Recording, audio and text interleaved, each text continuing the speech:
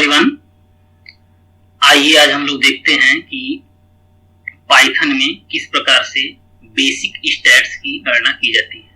तो इसके लिए सबसे पहले हम लोग एक फोल्डर बना लेंगे और उस फोल्डर में अपना डेटा सेट अपलोड कर लेंगे। तो हमने एक फोल्डर बना लिया है और उस फोल्डर में जो है डेटा सेट डाल रखा है।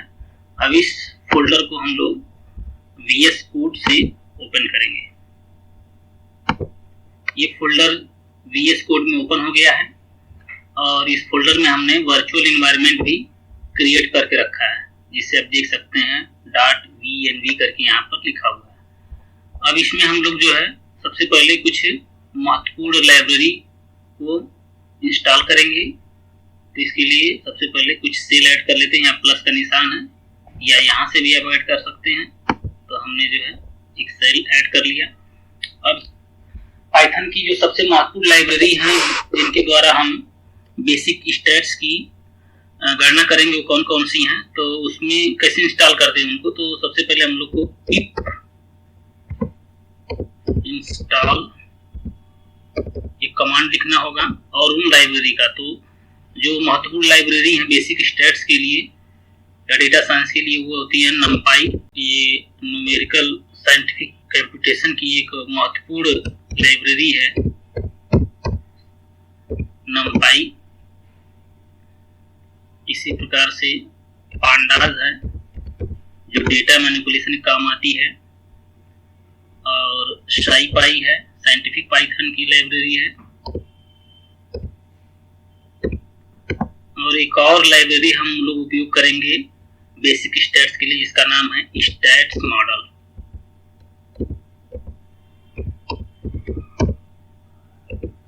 तो हमने क्या किया, पिप इंस्टॉल करके इन सभी लाइब्रेरी, जिन भी लाइब्रेरी को आपको इंस्टॉल करना है उनका नाम लिखकर आपको यहाँ पर एग्जीक्यूट कर देना इस सेल को। यहाँ पर लिख के आ रहा है कि रिक्वायरमेंट ऑलरेडी सेटिस्फाइड। इसका मतलब मैंने पहले से ये जो लाइब्रेरी है उनको इंस्टॉल कर रखा है। जब आप इंस्टॉल करेंगे तो शायद थोड़ा समय लगे, लेकिन इंस्टॉल हो जाएगा। अभी सभी महत्वपूर्ण लाइब्रेरी इंस्टॉल हो गई हैं। अब हम इनको जो है इंपोर्ट करेंगे। तो आइए एक एक करके इनको इंपोर्ट करते हैं। तो इंपोर्ट करने के लिए हमको इंपोर्ट numpy एज, इसका एक छोटा नाम लिख लेंगे np। आप चाहे तो इंपोर्ट numpy भी कर सकते हैं, लेकिन आपको बार बार numpy लिखना पड़ेगा। तो हम लोग जो बार बार numpy में लिखना पड़े इसके लिए इसका छोटा नाम np लिख लेते हैं। np के अलावा आप कुछ भी लिख सकते हैं, कोई जरूरी नहीं कि np लिखना है। np कन्वेंशन है, एक प्रथा है जो चला आ रहा है। इसके अलावा हमने जो जितनी भी इंस्टॉल की सबको इंपोर्ट कर लेते हैं। pandas को इंपोर्ट कर लेते हैं, std import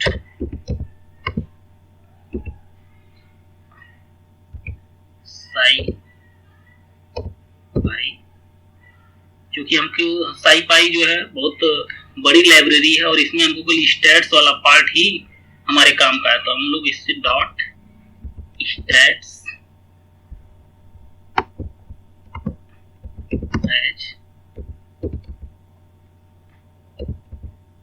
इस तरह से इंपोर्ट कर लेंगे और इंपोर्ट स्टैट्स मॉडल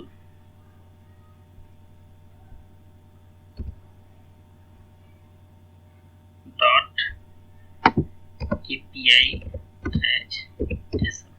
तो ये कन्वेंशन है लाइब्रेरी का नाम रखने का। तो इस प्रकार से हमने जितनी भी लाइब्रेरी इंस्टॉल की थी उन सबको इंपोर्ट कर लेंगे। तो हमारी लाइब्रेरी भी इंपोर्ट हो गई। अब हमको जो है अपना डेटा सेट अपलोड करना है इस पाइथन एनवायरनमेंट में। तो इसके लिए हमको जो है अपना जो pandas लाइब्रेरी इसका उपयोग करना होगा। तो pandas के लिए हमने pd क्यों लिख रहे हैं, क्योंकि हमने pandas का नाम pd रख रखा है। pd डॉट इसके बाद इसके सारे फंक्शन आ जाएंगे। तो हम लोग को जो है फाइल रीड करना, क्योंकि हमारे पास ऑलरेडी डेटा सेट हमने अपलोड कर रखा है, तो उस फाइल को हम लोग क्या करें, डेटा सेट हमारा CSV फाइल में है, तो हम लोग इसको रीड करेंगे। तो यहाँ पर रीड CSV है, एक्सेल है, तो हमारा डेटा सेट CSV में से CSV सेलेक्ट करेंगे। इसके बाद जो है सिंगल इन्वर्टेड कामा में हम लोग फाइल को, यहाँ से हमारी फाइल ये है, इसको हम कॉपी कर लेंगे और यहाँ पर इसको पेस्ट कर देंगे और इस का नाम हम लोग इसको वेरिएबल में स्टोर कर लेंगे, DF डेटा फ्रेम्स, और इसको हम लोग जो है एग्जीक्यूट कर लेंगे। तो देखिए ये जो फाइल है इसको जो है पांडाज ने रीड कर लिया है। अब जो है हम लोग देखते हैं कि ये फाइल दिखती कैसी है। तो सबसे पहले हम df डॉट हेड, तो ये हमारा डेटा सेट है। डेटा सेट में एक आईडी कॉलम है, एक एज है, एक एक्सपीरियंस है, एक रेवेन्यू है, और इसके जो है ऊपर के जो है 5 रोज जो है df डॉट हेड से दिखाई दे रहा है। आप चाहें तो 5 के अलावा अगर आपको 10 देखना है तो यहाँ पर आप 10 भी लिख सकते हैं, जितना चाहे उतना। लेकिन अगर आप कुछ नहीं लिखेंगे तो डिफॉल्ट 5 दिखाता है। आप जो है नीचे का देखना हो तो df dot tail, df dot tail से जो है हमारे जो डेटा सेट की जो नीचे की 5 रो हैं उनको दिखाई देता है। तो इस तरह से हमारा डेटा सेट दिखाई दे रहा है। अब इसमें कुछ और भी जो महत्वपूर्ण पांडाज के जो है जो कमांड उनको देख लेते हैं अपने डेटा सेट को ऑब्जर्व करने के लिए। तो उसमें सबसे पहले हम लोग देखेंगे कि df डॉट शेप, कि यानी हमारा जो डेटा सेट है उसका शेप कैसा है, यानी कितने कॉलम हैं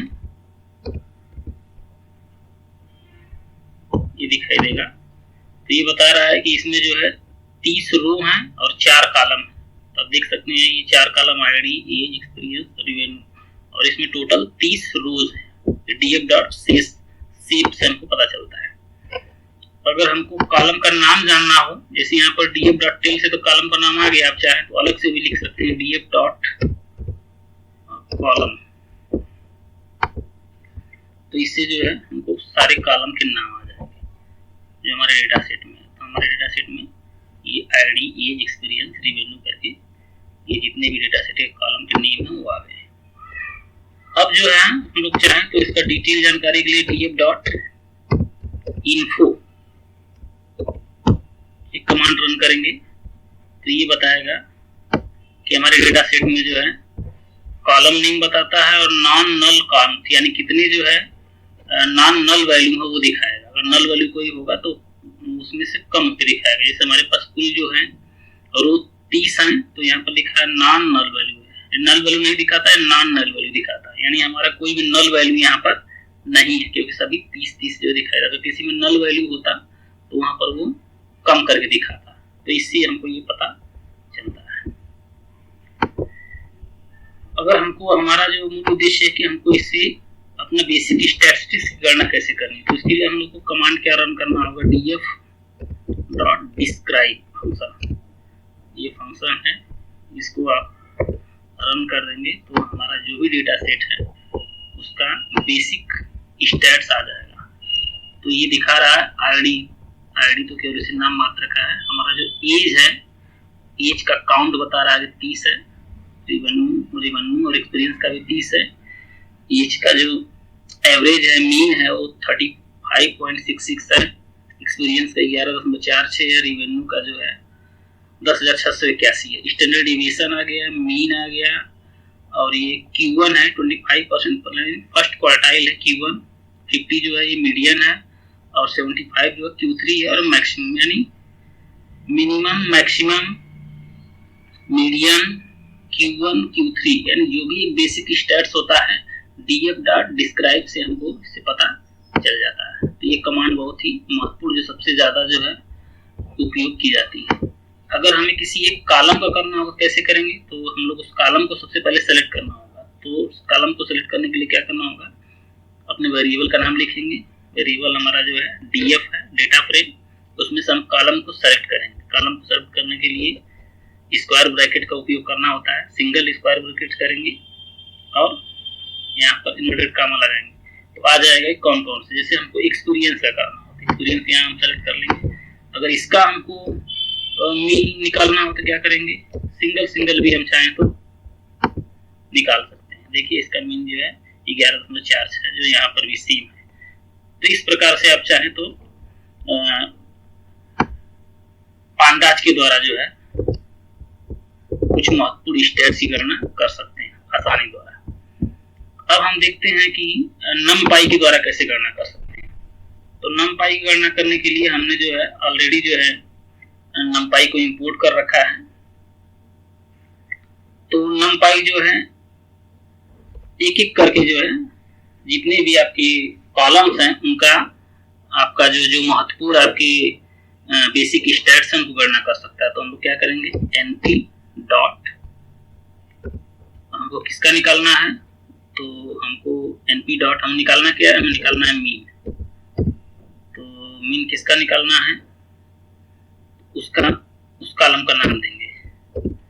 तो हमारा कॉलम कौन सा है, तो उसमें चाहें तो इस तरह से डेटा फ्रेम में चुकी है तो इसीलिए हम लोग उसको जो है एक्सपीरियंस, तो यहाँ से भी numpy से भी देखिए 11.4 है, इससे भी आसानी से आप निकाल सकते हैं। और भी आपको निकालना हो यदि तो आप चाहें तो इसी को जो है कॉपी कर लेंगे और यहाँ पर मीन की जगह जो है हमको अगर मीडियन निकालना हो तो इस तरह से मीडियन कर देंगे तो हमारा मीडियन आ जाएगा।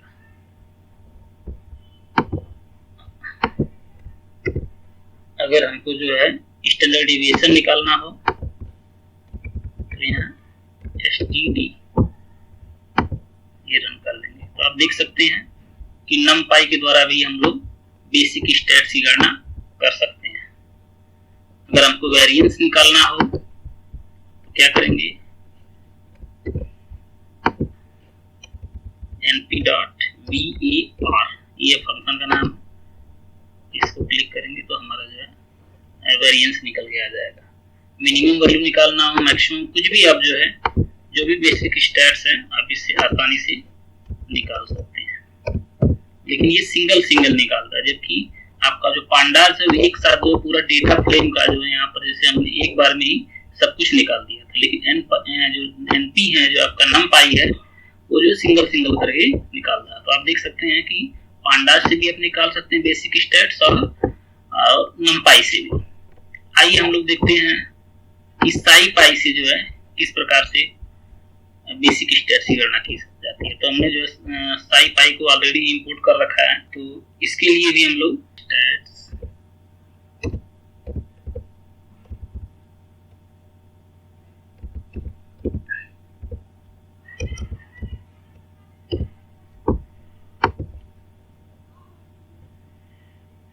डॉट, यहाँ पर भी एक डिस्क्राइब फंक्शन होता है स्टैट्स के अंदर भी, इसमें देखते हैं हम लोग।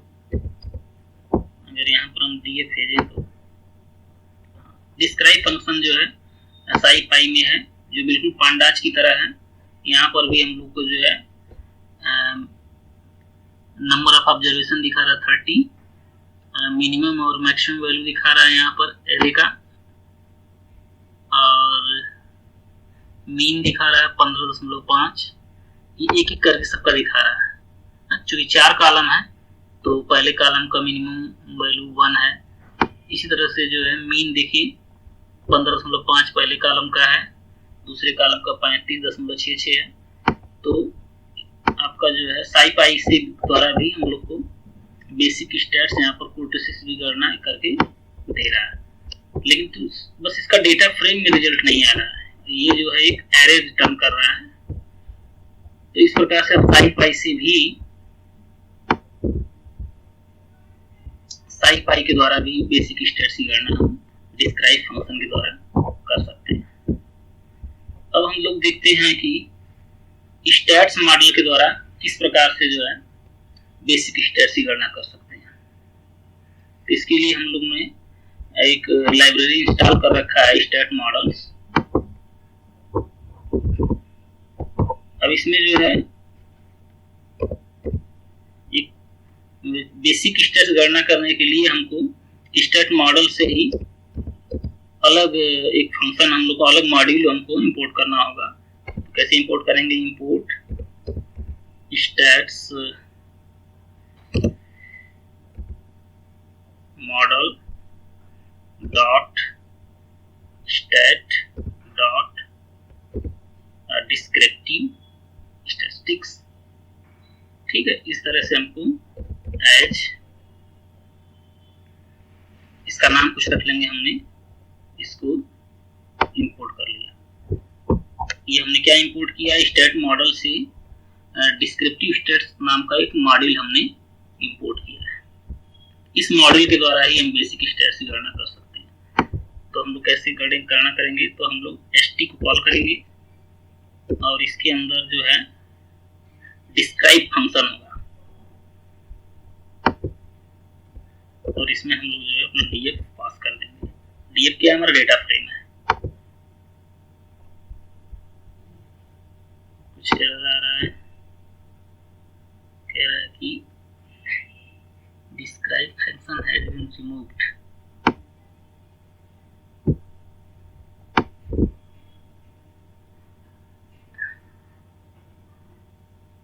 ऐसा कैसे होता है?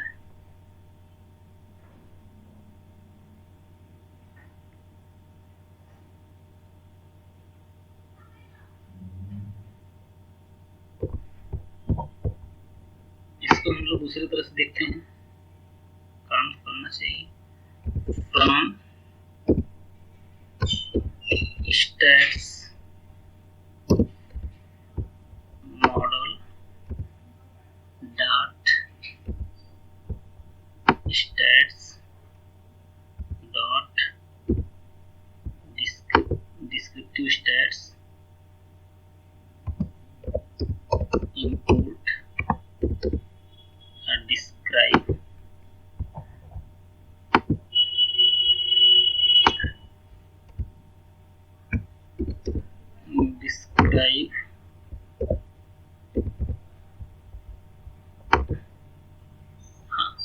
तो हम लोग जो है from stats model dot stat dot descriptive stats import describe function है, उसको हम लोग ने इंपोर्ट किया। ये स्टैट्स मॉडल का एक फंक्शन है, उसको हम डायरेक्टली इस तरह से इंपोर्ट कर सकते हैं। और जब हम उसमें डेटा फ्रेम अपना पास करेंगे तो देखिए कितना जो है इसके डिस्क्रिप्टिव स्टैट्स जारी कर रहा है, कितना कंप्रिहेंसिव है ये। इसमें सब कुछ दे रखा है, number of observation, missing value, mean, standard error, upper confidence interval, lower standard deviation, inter quartile, सब कुछ दे रखा है इसमें। यानी कितना विस्तृत है ये। यानी कि अगर हम अपने पांडाज वाला जो डिस्क्राइब फंक्शन है उसमें जो है केवल कुछ ही डिस्क्रिप्टिव स्टैट्स आते हैं, जबकि इतने ही आते हैं। जबकि आप देख सकते हैं कि जो स्टैट्स मॉडल का डिस्क्राइब फंक्शन है वो कितना रिटर्न कर रहा है। तो इस प्रकार से हम देख सकते हैं कि जो डिस्क्रिप्टिव स्टैट्स है वो हम लोग पाइथन में पांडाज से भी कैलकुलेट कर सकते हैं, नमपाई से भी कर सकते हैं, साईपाई से भी कर सकते हैं और स्टैट मॉडल से भी कर सकते हैं। लेकिन हम लोग अक्सर सबसे ज्यादा उपयोग करते हैं पांडाज का फंक्शन, जो सबसे इजी होता है। और अगर आपको ज्यादा व्यापक रूप से चाहिए तो आप स्टैट्स मॉडल का डिस्क्राइब फंक्शन भी यूज कर सकते हैं। इस प्रकार से हम लोग जो है पाइथन में डिस्क्रिप्टिव स्टैट्स की गणना